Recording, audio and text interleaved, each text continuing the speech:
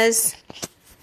Thanks for hopping on here and even sticking with me. I'm so glad I'm a little late today because my, hey ladies, glad you're on here. Just went to sleep, so she's been getting a little bit more difficult getting her down for naps. So let me turn this around. Hey guys. I'm glad you hopped on here. Let me fix this. I know, I'm so glad you caught me live. And, alright. So I think that's good. I think I missed some people coming on, but I hope everybody's doing great. And I didn't scope this weekend. We got kind of busy, but anyway, we are on chapter 4 of the Diastasis Recti book by Katie Bowman. And I hope those of you that have ordered it are enjoying it. I know y'all have been messaging me and asking me more questions. So thank you for that. And if you know any moms that could benefit from this, I just ask, it would be great if you could share this to get the word out there. Hey, Emily, glad you hopped on. And all right, so guys, we're just going to hop on in here, and if you have any questions as I'm going through this, let me know, and I would love to help answer any questions you have. Okay, thanks for inviting, guys. All right, so this chapter is really talking about, again, she had talked about the forces and the pulls before, if you remember, in affecting the diastasis. This one is really talking about movement. The next chapters are really going to dig in, and let me show you some pictures in here, just for those of you who like pictures. So we're going to get in here and talk more about movement and different exercises that she talks about, okay? So thanks for the love, guys. And so this is, as I explained quite extensively in my book, she's got another book called Move Your DNA. There is a large discrepancy between the amount of movement we experience in modern society and the amount of movement humans have been doing for thousands and thousands of years. And it's not only the quantity of movement that's changed, qualities of movement are also much different. Staying mostly indoors our entire lives, we barely move our bodies. Even those who are most fit. And I know this may sound crazy, about healing diastasis, but she kind of explains it here in a little bit, because diastasis is one of those things everybody's like, well, why do I have it? Why did I get it? And honestly, everybody's diastasis is different, and the pulls and the pressures in each of our body is different, especially depending on how we move and walk. Yeah, it's very true, Emily. So even those who are the most fit and they get regular strenuous exercise, a couple of hours a day, most days a week, they're actually sedentary indoors most of the rest of the time. So if you do a quick Google search on orcas in captivity, you can find an image that depicts the collapsed dorsal fin, which is also a connective tissue structure. So this collapse is brought about by the limited, unnatural types of movement that happen in the swimming tanks where captive orcas live.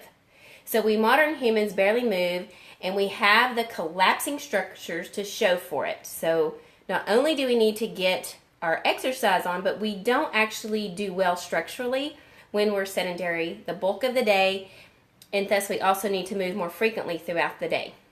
So when we're sitting all day and relaxing on the couch or in the chair and not moving a lot, then we get out and we try to do big movements, and that our muscles aren't ready for that. So our modern habitat for all the wonderful, and our tissues. So our modern habitat for all the wonderful advancements it has allowed forces us into a particular body geometry. Chairs that we sit in, heeled shoes, computers, cars, the list goes on, have forced your body to adapt in a way that means when you get up out of your chair to walk around, a great load is placed on your linea alba. And remember, I said before, and while we're talking about the linea alba, the connective tissue that runs in between the left and right abdominal, our core is meant to take the brunt end of the force, okay? So that's why it's so important to learn this. So not the muscles of the core, mind you, those muscles are rarely loaded, but the connective tissue that can support you without expending energy. Ever wonder why you like to jet your hip out while you stand, why you hold your hands behind your back, and why your pelvis rests in a forward position? So that means that we're tucked under most of the time, okay? So these positions allow you to stay upright without making your muscles work. And that's what we're used to when we don't move around. Our muscles aren't working. So we're going to try to find the best position possible that we can get into that helps our muscles relax. Just leaning against the wall.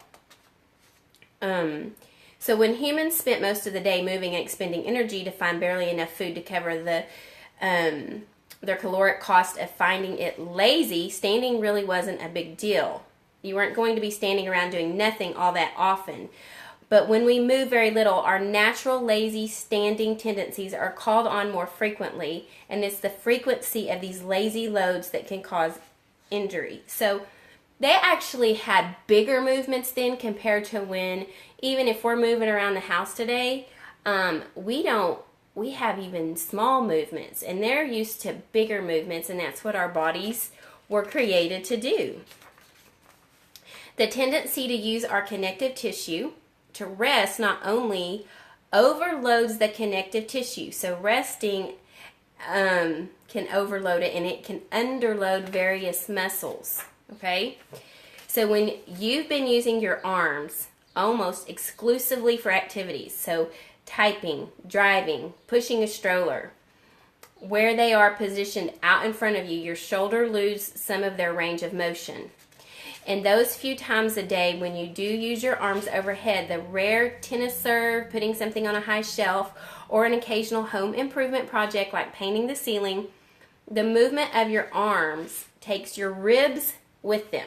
So really our ribs, okay, and what you're going to learn as we go on, are meant to be in and down, okay? And when we move our arms up, our ribs are actually supposed to stay down and over our pelvic floor. But if you are sitting down and even in your sitting correct position, I'm going to go over all this with y'all later. Yes, about tennis. Yeah. So when you lift your arms up, your ribs want to come with you, okay? This is pulling on our connective tissues, but if we are actually in correct movement and our bodies are used to, our ribs actually won't get pulled up. So that's just something interesting to learn. And I'm going to show y'all exactly how to do that. So after this book club, I'm going to be doing 5 days to a stronger core with y'all to show you some exercises that you can do throughout the day to actually help you with your core muscles, okay? And even she's going to do these, but I'm going to demonstrate these in some other ones, okay? So were you living in an earlier time when food and water were not readily available, let alone less than 3 feet from you at all, your body would be adapted to much wider range of movements. Your body would be stronger, your body would not be collapsing. So modern living does not require that we move, and to add insult to injury, it actually limits full use of our body. For example, a couch, although super comfortable, limits the full use of your ankles, knees, and hips. It sets the distance over which your leg and hip muscles can work. If you're leaning against something right now, that something is doing the work your core muscles would be doing were that thing not there. And that's what we're used to doing all the time, right? So we've effectively outsourced the use of our bodies to our stuff. And then we ask our bodies to hold us up and hold stuff in, and then they fail because they're not ready for that. So make no mistake, it's not only the tissue that's broken, it's the habitat. So this may seem a little overwhelming to start healing diastasis, thinking, well, what do I need to do to change and everything? But just take it one day at a time. This is a learning process, okay? Outsource the use of, our bodies to stuff. Yes, exactly, Emily. So, oh no! I somehow blocked Emily. I'll have to unblock her. Okay, so, every motion you make with your body, from standing still to hopping, log to log, and from taking a walk to taking a breath, uses your core. And so your core can only be as strong as the moves you cycle through each day, as well as the quality of those moves. if you don't move that much or don't move that well, your core will continue to be a weak link for you.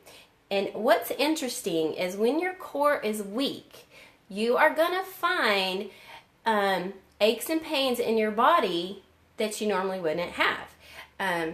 Knee pains, back pains, shoulder pains.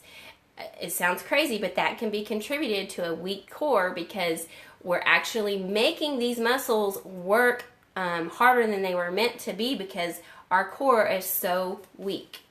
So, and the other thing she talks about in here is bone broth and how it can actually start healing. Okay, it heals the gut, but it actually can form healthy connective tissues, including ligaments and tendons, but also the communicative connective tissue matrix throughout the body, including bone. So I really encourage you to start trying to make some bone broth. And I have put on my site, fitabulousmoms.com/scope, and you can find some resources for bone broth on there. That would be great because sometimes some people can make bone broth and it doesn't come out gelatinous enough. But there's a great book called Nourishing Broths, but it's on that page that really can help. And so you want to do both. You want to put in great nutrition as well as moving correctly so they can all work together. All right. So with this chapter, what I want you to get out of today is to move more. Okay, try not to let and you're gonna have to learn how to move correctly, and if you don't know how to do that yet, and we're not there yet, but I do have on my website, it's called the 5-Day Diastasis Challenge. You can actually get there by clicking the link in my profile on Periscope, or if you go to fitabulousmoms.com, you should see it right there. It's a 5-day diastasis challenge.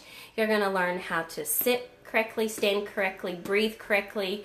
All of that is included, and it's the very basics of what you need to know how to heal that diastasis. So do any of you have any questions? If you're still on here, can I help you out in any way? Are you enjoying this book and understanding movement and forces and how the diastasis actually occur? So your challenge today, and if you don't have any questions, that's great. That's okay. But if your challenge today and throughout the rest of the week, again, is move more. You can go on long walks, and I need to learn how to pick up material correctly. Yes, and I think I actually have a blog post that says how to pick up your kids correctly, and I have a video demonstrating that. So if you want to email me or contact me or something, I'm going to email.